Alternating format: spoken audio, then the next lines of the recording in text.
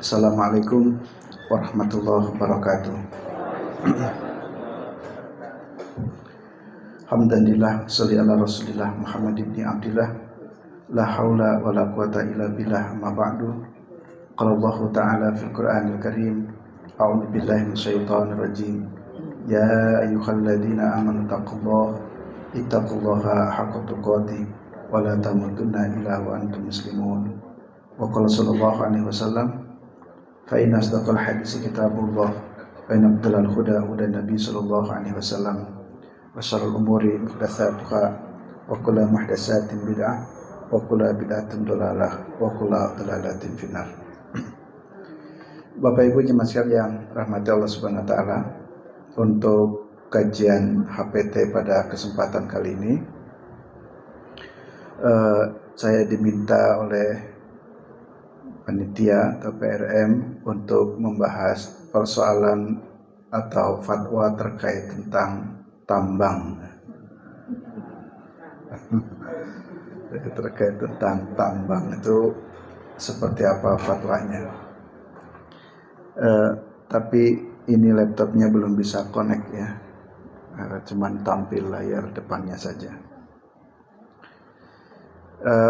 Baiklah Bapak Ibu, kan walaupun tidak bisa dilihat di laptop, di layarnya, kita coba langsung jelaskan.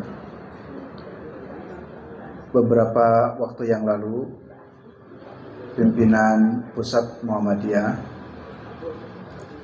telah mengadakan rapat pleno dan konsolidasi nasional yang salah satu putusannya adalah menerima atau siap untuk mengelola tambang yang ditawarkan oleh pemerintah.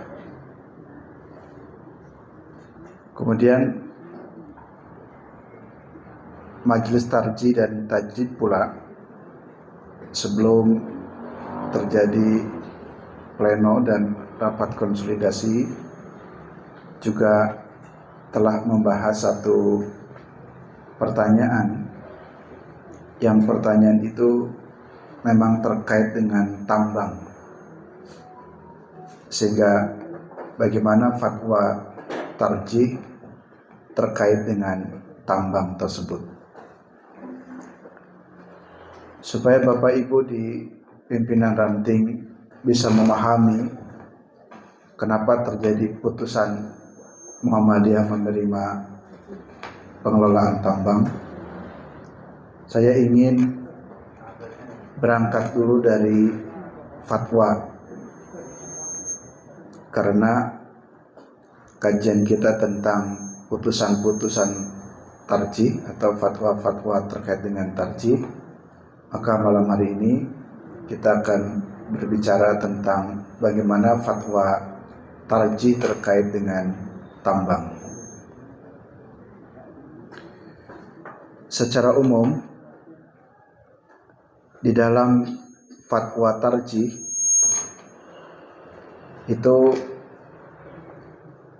selalu memperhatikan dalil-dalil bayani, juga dalil-dalil burhani, termasuk juga irfaninya. Jadi dalam fatwa terkait dengan tambang pun sesungguhnya ketiga komponen itu sudah ada dan sudah masuk semuanya.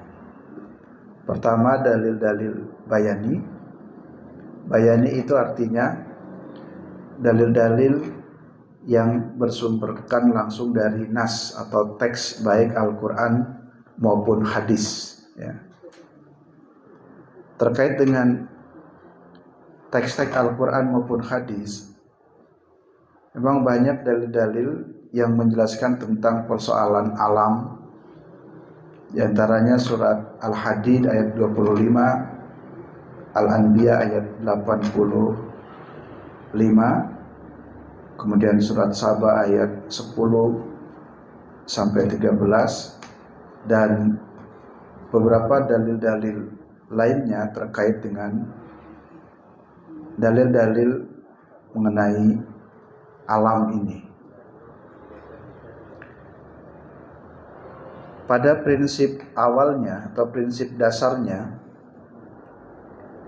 alam ini diciptakan oleh Allah tujuannya untuk kepentingan manusia. Jadi hukum asalnya bahwa mengelola alam tentu di dalamnya terkait atau termasuk tambang, itu sesuatu yang sifatnya mubah. Jadi boleh, tidak ada larangan, jadi mubah-mubah saja. Dalil-dalil yang terkait dengan itu misalkan dalam surat Al-Baqarah ayat 29, huwallazi khalaqalakum ma fil ardi jami'an. Dialah Allah yang telah menciptakan untuk kalian ma fil ardi, semua yang ada di bumi itu jami'an, semuanya, ya lakum, untuk kamu, wallazi khalaqa lakum. Jadi semua yang ada di muka bumi ini memang diciptakan oleh Allah, yang kepentingan tujuannya memang untuk manusia. Sehingga manusia itu memberikan atau mendapatkan kemanfaatan dari alam yang sudah diciptakan oleh Allah. Ini prinsip dasarnya. Lalu yang kedua, di dalam alam ini juga ada dua fungsi manusia. Dalam memberdayakan alam itu manusia memiliki dua fungsi atau dua tugas. Pertama, manusia itu memiliki tugas sebagai khalifah atau istikhlaf. Sebagai khalifah ini artinya Allah telah menjadikan manusia sebagai khalifah, sebagai pemimpin. Karena khalifah, maka dia harus mengatur dan segala macam hal yang terkait dengan alam ini, termasuk dengan bumi. Dalil yang umum yang sering kita dengar pula dalam surat Al-Baqarah ayat 30, wa id qala rabbuka lil malaikati inni ja'ilun fil ardi khalifah. Ketika Allah berkata kepada para malaikat, inni ja'ilun fil ardi khalifah, sesungguhnya aku akan menjadikan khalifah di muka bumi itu. Maka kita inilah kemudian jadi manusia yang punya tugas, punya peran menjadi khalifah di muka bumi.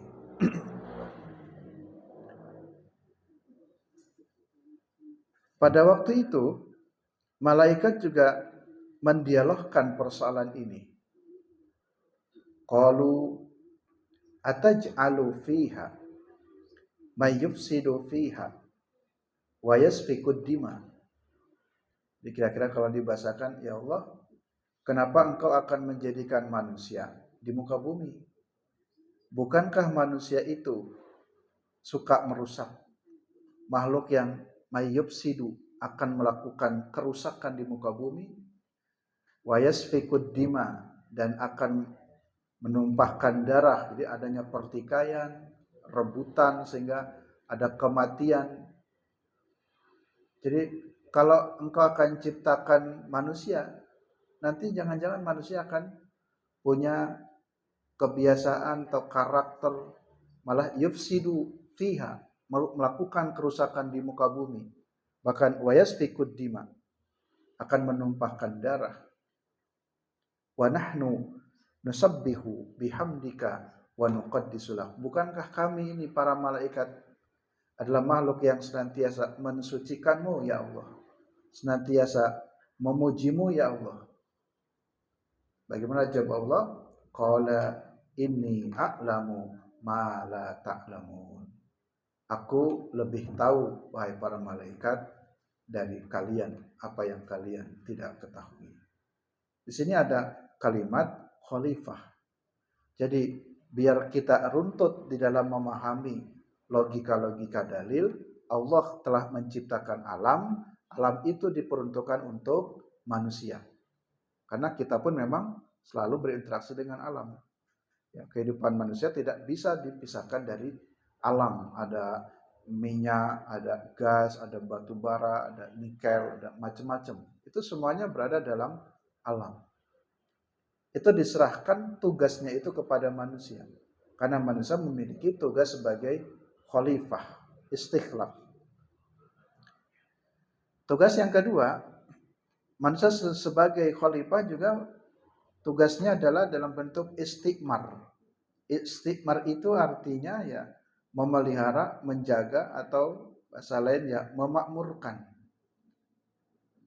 Jadi manusia ini selain menjadi khalifah, diberikan peran tugas oleh Allah untuk memakmurkan, memberdayakan, memanfaatkan seisinya. Seisi alam ini memang harus kita pergunakan. Dipergunakannya tentu untuk kemaslahatan. Kemaslahatan itu adalah untuk seluruh makhluk. Seluruh makhluk itu berarti di situ ada manusia, ada hewan, ada lingkungan-lingkungan. Jadi kalau kita sedikit bicara tentang tambang, mungkin ada penggalian ya. Penggalian di situ ada mungkin lahan milik manusia menjadi ya rusak untuk pertanian, untuk apa? Di situ juga mungkin ada makhluk-makhluk yang lainnya. Ini tetap harus diperhatikan karena tadi manusia ini menjadi istikhlaf, menjadi khalifah dan istikmar, menjadi pemelihara, memakmurkan ini. Jadi sungguh pun bumi ini dan seluruh isinya diperuntukkan untuk manusia, tetapi cara memanfaatkannya harus maslahah. Harus terjadi sesuatu yang baik. Kebaikannya terjadi kepada manusia itu sendiri dan kepada makhluk yang lainnya. Jadi jangan sampai melakukan eksploitasi ya, alam yang ya tanpa aturan yang jelas, hanya dikeruk, tapi kemudian tidak ada upaya lagi untuk bagaimana cara mengelola alam ini. Nah ini prinsip dasarnya tentang dalil-dalil. Ya. Kemudian kita masih bicara tentang bagaimana pentingnya merawat alam. Alam itu harus dijaga ya. Ada juga perintah untuk menanam. Ya. Jadi Islam betul-betul bagaimana berusaha untuk menjaga kelestarian alam. Jadi alam itu jangan digunduli, justru harus ditanami. Ya. Jadi jangan cuma sekedar mengeksploitasi, tapi kemudian tidak melakukan juga ya upaya-upaya lainnya untuk menyelamatkan lingkungan itu. Misalkan ada satu hadis, ya, di dalam hadis riwayat dari Anas bin Malik radhiyallahu anhu, ada Nabi sallallahu alaihi wasallam qala,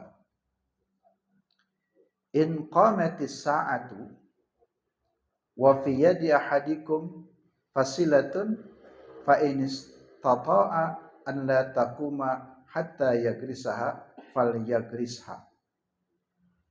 In qamatis sa'ah, apabila terjadi hari kiamat, wa fi yadi ahadikum fasilatun, dan di tangan manusia itu terdapat bibit. Nah, ada sebuah bibit, ada tunas nih.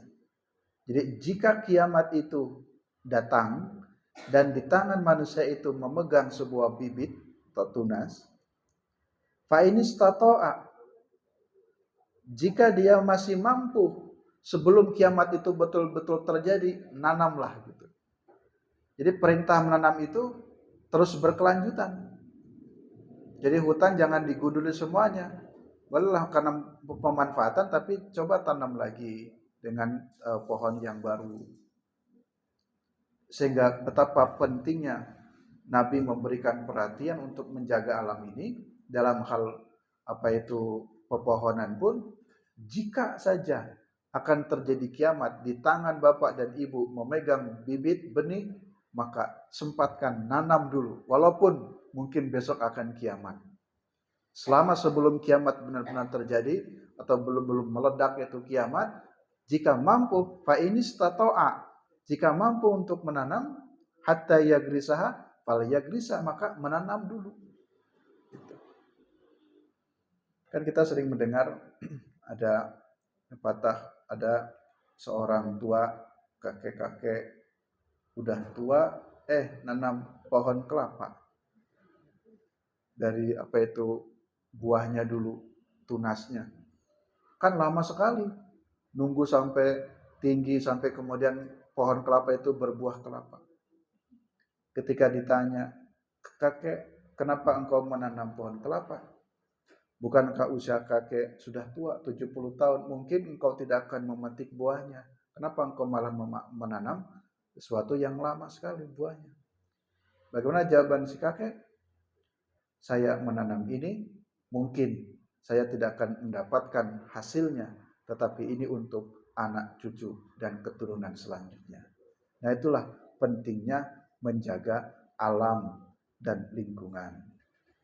Mungkin saya juga pernah mengatakan dalam satu kesempatan yang di sini atau di mana, punya prinsip kalau bisa Bapak Ibu minimal satu rumah itu, satu rumah, satu pohon, satu sumur resapan. Jadi kalau setiap rumah minimal punya satu pohon, satu sumur resapan, insya Allah alam ini akan terjaga. Setiap musim hujan, semua air jangan dibiarkan pergi, masukkan ke dalam sumur-sumur resapan kita, jadi di bumi kita itu selalu terjaga dengan air dan ada pepohonannya. Nah, inilah prinsip bayaninya. Ini namanya bayani, ya. Pendekatan dalil-dalil, teks-teks dari Al-Quran ataupun dari hadisnya. Yang kedua, saya ingin mengambil inti-inti dari fatwa tentang pengelolaan tambang dan urgensi transisi energi berkeadilan. Dari segi burhaninya, ya.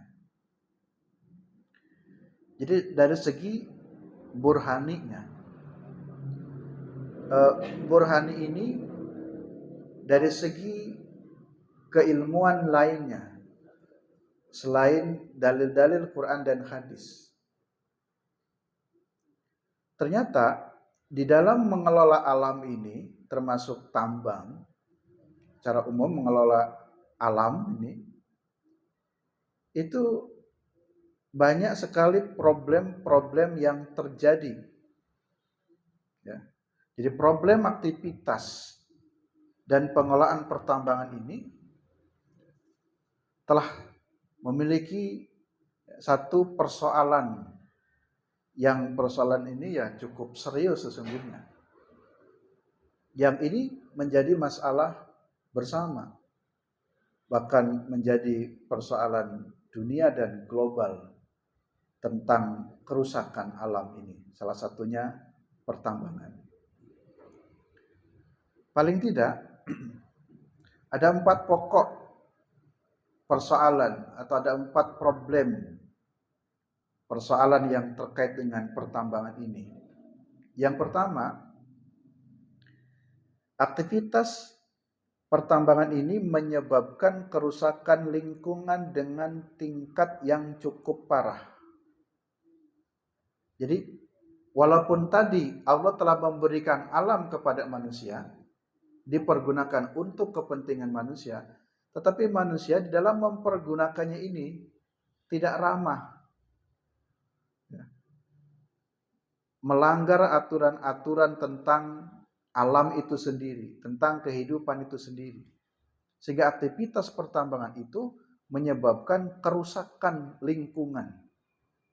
Dan kerusakannya termasuk kategori tingkat yang cukup parah. Tentu data-data atau dalil-dalil terkait penelitiannya atau dalil-dalil burhaninya cukup banyak juga, ya. Contoh, ekspansi pertambangan nikel di Sulawesi. itu telah menyebabkan deforestasi mencapai 723.000 hektar itu sepanjang 18 tahun terakhir dari tahun 2010 sampai 2019. Itu habis 723.000 hektar dipakai untuk galian-galian tambang itu. Di Maluku Utara juga menyebabkan hilangnya kawasan hutan. Ya. Hilangnya kawasan hutan, kan hutan menjadi pelindung ya. Di sana ada kehidupan, menghasilkan oksigen bagi kehidupan manusia itu sendiri. Itu di Maluku hilang kawasan hutan lebih dari 213.960 hektar. Di Pulau Rupat, Riau, ekspansi pertambangan laut juga ternyata menghancurkan wilayah pesisir dan laut karena mengakibatkan abrasi, pengikisan batuan oleh air, es, atau angin yang mengandung dan mengangkut hancuran bahan. Juga ada data resmi dari Badan Nasional Penanggulangan Bencana BNPB tahun 2000 sampai 2019. Bencana ekologis telah menewaskan lebih dari 10.000. Ini datanya, ini faktanya. Jadi per tahun 2000 sampai 2019 itu telah mengakibatkan bencana ekologis sehingga menewaskan 10.000 orang dan lebih dari 30 juta orang terpaksa harus mengungsi karena lahan-lahannya dipakai atau ya tadi ya digali ya untuk kepentingan ya memang kepentingan manusia, tapi ada manusia-manusia lain yang dirugikan dengan pertambangan itu. Dan banyak lagi sisi-sisi yang lainnya, bukan hanya saja kerusakan lingkungan, tapi juga berisiko mengancam atau terjadinya kematian. Kematian baik untuk manusia maupun untuk makhluk yang lainnya. Ini yang pertama ya, jadi pendekatan burhaninya bahwa aktivitas pertambangan itu banyak menimbulkan mafsadat atau kerusakan. Yang kedua, terdapat beberapa regulasi terkait tambang yang justru bertentangan dengan asas keadilan dan kemaslahatan. Ya. Jadi Undang-Undang Nomor 30 Tahun 2007 tentang energi, yang itu hakikatnya bahwa pengelolaan energi itu didasarkan pada prinsip kemanfaatan, efisiensi, keadilan, peningkatan nilai tambang, keberlanjutan, kesejahteraan masyarakat, pelestarian fungsi lingkungan hidup, ketahanan nasional, dan keterpaduan. Itu semuanya tidak diindahkan oleh para pengelola tambang itu. Jadi kalau gali itu ya sudah gali. Harusnya kan misalkan gali ya, udah habis tuh dikeruk, tutup lagi, nanti tanami apa, pindah lagi gali ini. Tapi ini yang sudah digali dibiarkan berantakan terus, yang belum digali lagi. Nah, jadi padahal dalam Undang-Undang Nomor 30 Tahun 2007 harusnya prinsip-prinsip pengelolaan itu memperhatikan memang ada kemanfaatan, ada kesejahteraannya, ada pelestarian lingkungannya itu sendiri. Ya. Kemudian dalam prakteknya juga terjadi kesenjangan antara aktivitas pengelolaan pertambangan dengan prinsip-prinsip sebelumnya. Bahkan memiliki potensi untuk melegalkan tata kelola pertambangan yang negatif itu. Misalkan Undang-Undang Nomor 3 Tahun 2020 tentang perubahan atas Undang-Undang Nomor 4 Tahun 2009 tentang pertambangan mineral dan batu bara. Nah, dan seterusnya ya. Ada lagi pasal-pasal yang sesungguhnya ya, kita bukan ahli hukum ya, tapi kita membaca atau mendengar. Dalam Undang-Undang Nomor 3 Tahun 2020 pasal 162 disebutkan masyarakat yang mengganggu aktivitas pertambangan dalam bentuk apapun bisa dilaporkan oleh perusahaan dan dapat dipidana serta didenda 100 juta. Itu undang-undangnya begitu, justru merugikan kepada masyarakat. Jadi kalau satu perusahaan sudah dapat izin mengelola tambang, lalu masyarakat protes, masyarakat nggak menerima tentang pengelolaan tambang tersebut, itu sudah ada dalam undang-undangnya, malah itu justru berpotensi untuk dilaporkan jika ada masyarakat yang protes terhadap pengelolaan tambang yang resmi itu. Bahkan tadi dapat dipidanakan serta didenda 100 juta. Ya, di daerah mana yang potensi mungkin ada sumber daya alam ketika digali, masyarakat tidak terima, protes. Nah, jika protes-protes malah ini ada ancaman juga ya untuk bahasa lain. Nah, ini ya justru merugikan ya dan seterusnya.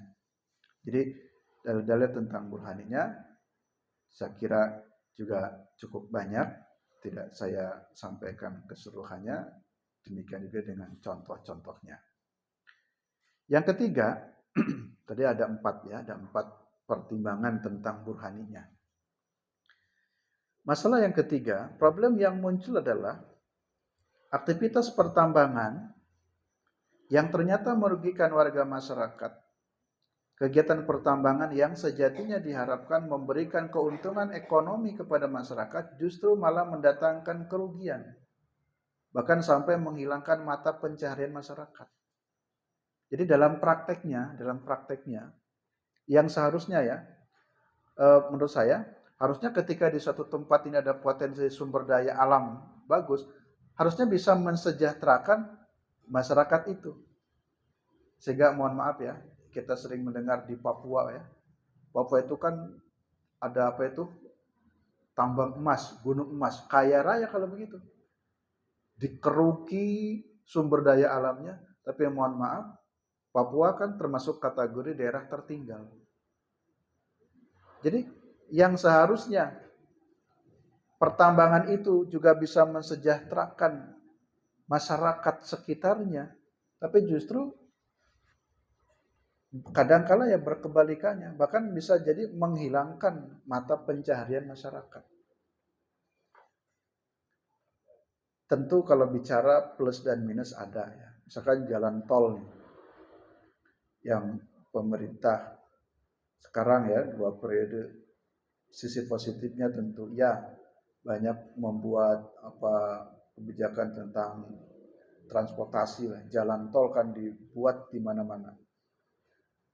Satu sisi ya, tapi satu sisi juga ada dampak negatifnya. Jadi misalkan nih, tanah Bapak Ibu, ini pendapat saya ya, tergusur untuk bangunan tol. Kan kemudian diganti ya, ganti rugi. Walaupun sekarang dirubah bahasanya bukan ganti rugi tapi ganti untung ya. Bukan ganti rugi, ganti untung.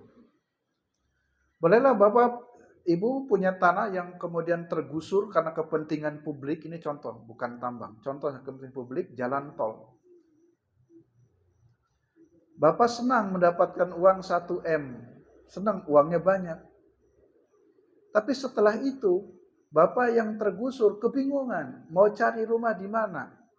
Mau bikin rumah di mana? Karena harga 1 M untuk membeli tanah di tempat yang lain, belum tentu dapat. Atau tadi menghilangkan mata pencaharian. Yang biasanya itu punya warung, karena tergusur, mencari mata pencaharian kan tidak mudah.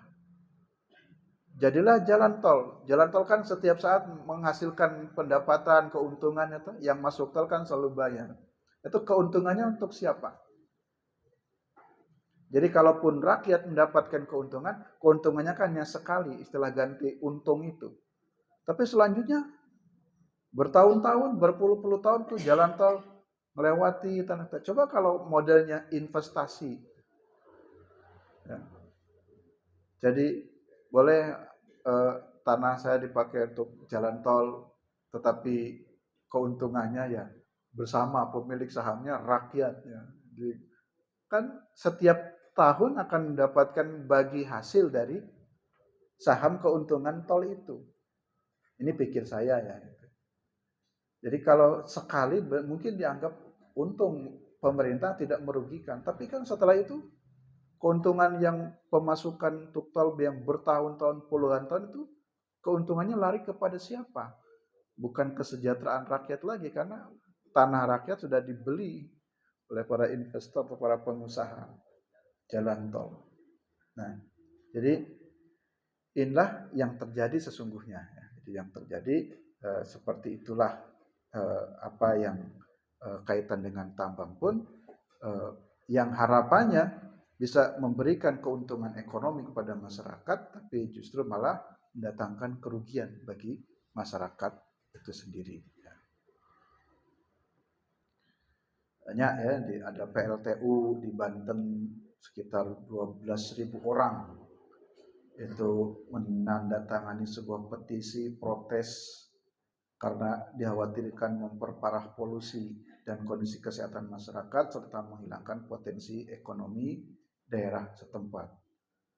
Di Loak Hulu, Kabupaten Kutai, Kartanegara juga sama, terdapat pembangunan batu bara yang mengganggu mata pencarian masyarakat lokal sehingga menimbulkan konflik. Yang keempat, dari pertimbangan burhaninya, ada problem bahwa praktek usaha pertambangan ini bisa menjadi sebagai alat politik. Ya. Jadi praktek izin usaha pertambangan atau IUP ini bisa menjadi sebagai alat politik. Dan ini juga real ya, terjadi setiap pilpres, setiap pilkada, dan seterusnya. Aktivitas pemilihan di berbagai tingkat sebagai ya, kondisional pemilihan kepala daerah memerlukan dana yang tidak sedikit.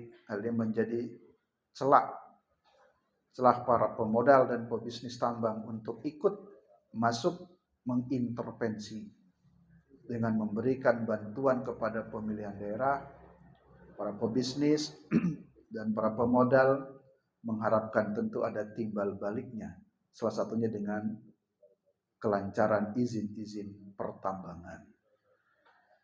Saya kira kalau kita bicara pilkada ya, pemilu, istilah politik uang itu kan terjadi. Tidak murni kok orang jadi gubernur, jadi presiden, jadi legislatif kalau nggak mengeluarkan uang. Butuh modal. Siapa yang memodali? Banyak Pak. Untuk menciptakan presiden terpilih, gubernur terpilih, pimpinan terpilih. Itu para pemodal siap membantunya. Karena butuh menang kan, namanya kompetisi kan butuh menang. Itu para pemodal siap, saya siap memenangkan Anda. Saya kucurkan sekian ya, ratus juta, sekian mungkin ratus M untuk kemenangan saudara. Apakah kemenangan itu gratis? Tidak. Kalau didukung, kalau menang, tentu berharap nanti dapat apa, mengelola apa. Kan ada hutang di istilah tersandra, itu mesti dalam dunia politik itu ya terjadi. Nah, atas dasar-dasar itulah sesungguhnya dari pendekatan burhani bahwa mafsadat atau kerusakan yang terjadi ya seperti itu adanya. Kemudian yang ketiga adalah pendekatan irfaninya. Biasanya mengatakan setiap fatwa itu mesti ada 3 pendekatannya ya, ada bayaninya, ada burhaninya, ada irfaninya. Nah, irfaninya kita perlu merasakan korban-korban yang terdampak. Bagaimana korban-korban yang terdampak kalau posisi kita nih Bapak Ibu berada di daerah yang kena ya, yang ya ada di situ ada sumber daya alamnya, tanah kita menjadi rusak, tergusur, harus pindah. Gimana itu sisi irfaninya? Sehingga satu kesatuan yang utuh, adanya pendekatan bayani, burhani, dan irfani, sehingga kalau dibaca lebih detail, fatwa ini sesungguhnya menunjukkan atau mengarah kepada ya tidak setujunya untuk menerima tambang. Saya sebagai orang tarji yang ikut membahas fatwa ini tentu juga harus mengakui ada kritik terhadap fatwa ini. Dalam fatwa ini memang tidak secara tegas, tidak secara jelas mengatakan hukumnya itu haram apa enggak. Memang tidak ada kalimat itu. Sehingga sebagian juga justru menggunakan fatwa ini sebagai pembenar bahwa tarji pun membenarkan boleh mengolah tambang, karena tadi pada dasarnya mengolah tambang itu kan hukumnya mubah, boleh. Itu kenapa dilarang? Nah, justru tarji tidak melarang, tapi justru membolehkan. Memang kalimat itu tidak secara tegas, karena kami di tarji biasanya terkadang membuat narasi itu diperhalus. Ya, misalkan kalau di tarji itu kan kami di Muhammadiyah tarji kalau membuat fatwa itu untuk mengatakan ini bid'ah, ini syirik, terkadang dinarasikannya ya ini tidak ada dalilnya, ini tidak baik, ini sebaiknya ditinggalkan. Itu seringkali menarasikannya dengan kalimat-kalimat yang tidak vulgar. Nah, itulah gaya fatwanya orang-orang Jogja. Karena majelis tadinya ya kebanyakan di Jogja. Cara berfatwanya seperti itu, sehingga fatwa ini pun jadi sebagian mengklaim fatwa tarji juga enggak melarang, sehingga ya tentu menjadikan dasar untuk menerima usulan tambang itu. Baik, ini yang pertama yang ingin saya sampaikan, sisi fatwanya. Lalu yang kedua, saya juga ingin menyampaikan pertimbangan dari sisi yang lainnya. Kenapa pimpinan pusat kemudian memilih atau memutuskan untuk menerima? Padahal juga sudah ada fatwa ini juga. Tentu supaya kita juga bisa memahami dan kita juga perlu memperhatikan etika berorganisasi, bahwa pimpinan pusat pun sebelum memutuskan sudah melakukan kajian-kajian yang komprehensif. Sudah mengundang beberapa tokoh, beberapa orang terkait dengan bidangnya masing-masing. Terkait dengan ahli tambang dipanggil untuk presentasi, terkait dengan beberapa komponen dipanggil oleh pimpinan pusat untuk menyampaikan ya presentasinya, sehingga di pimpinan pusat akhirnya mereka punya pandangan, punya pendapat, tidak mengapa ini diterima. Dan masing-masing sesungguhnya memiliki argumentasi yang pro maupun yang kontra. Misalkan tentang mafsadat. Mafsadat juga menjadi tadi kalau saya mengatakan ini banyak mafsadatnya. Mafsadat itu banyak kerusakannya. Tapi mafsadat ini ditafsirkan dan dipahami juga begini.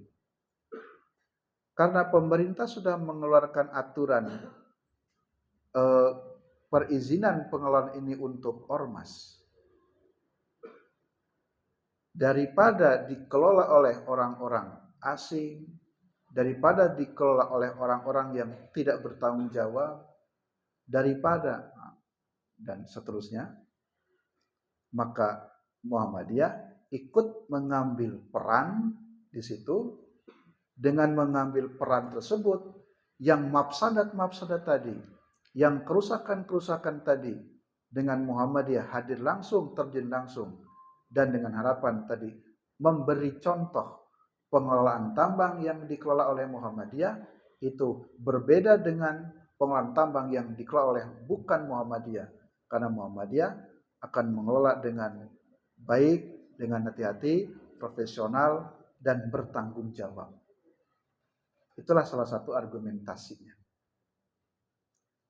Dan jangan lupa, satu hal juga yang kita perlu pahami juga bersama, bahwa pimpinan pusat berjanji jika dalam pengelolaan nanti terdapat klausul terjadi madorot yang lebih besar lagi, kami siap mengembalikan.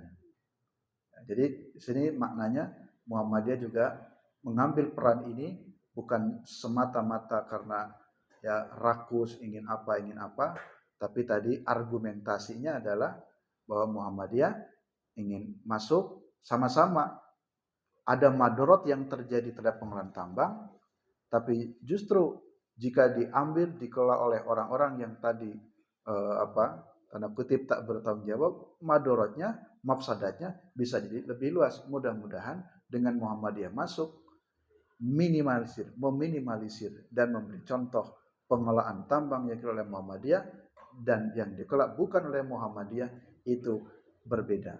Dengan tadi bahwa di kemudian hari jika terjadi ini dan itu, kami, kata Pak Haidar ya, siap untuk mengembalikan.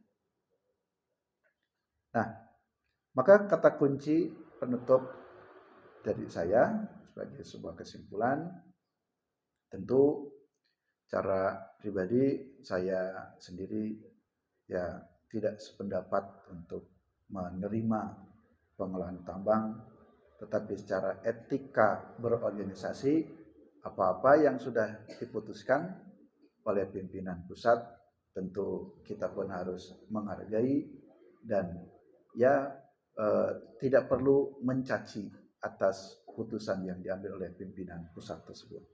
Apalagi ini tanda kutip cuma sekedar fatwa. Fatwa yang mungkin masih memiliki celah-celah untuk didiskusikan, diperdebatkan, yang jelas-jelas fatwa rokok haram pun jelas itu disepakati, mengeluarkan rokok hukumnya haram. Tapi dalam prakteknya juga orang Muhammadiyah yang merokok juga ada. Jadi fatwa tarjih ini diabaikan. Gitu. Apalagi fatwa tentang tambang yang mungkin masih ada dinamika, ada diskusi-diskusi dan seterusnya. Jadi kesimpulannya, kalau fatwa dan dikeluarkan oleh majelis tarjih mengarah untuk tidak menerima, walaupun bahasanya tidak jelas, tidak tegas, tapi arahnya untuk dipertimbangkan karena banyak madarat yang terjadi dari pengelolaan tambang tersebut. Tapi pimpinan pusat juga tentu punya pertimbangan lainnya.